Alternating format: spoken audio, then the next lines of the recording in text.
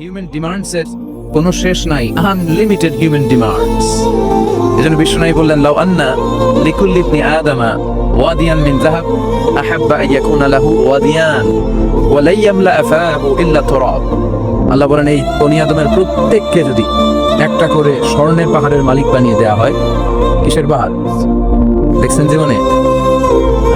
স্বর্ণের পাহাড়ের যদি মালিক বানিয়ে দেওয়া হয়, আহাব্বা আন ইয়াকুনা লাহু ওয়াদিয়ান, একটা করে স্বর্ণের পাহাড়ের মালিক বানিয়ে দিলেও সে চাইবে কিভাবে আরো একটা স্বর্ণের পাহাড়ের মালিক হওয়া যায়। আচ্ছা, একটু বুঝে শুনে উত্তর করবেন। একটা স্বর্ণের পাহাড়ের মালিক যদি আমি হই, শুধু আমি কেন, আমার 14 পুরুষ এটাতে বিক্রি করে খেলেও কি শেষ করতে পারবো? আমার আরেকটা লাগবে কেন? আরেকটা দিয়ে আমি কি করব? স্বভাব।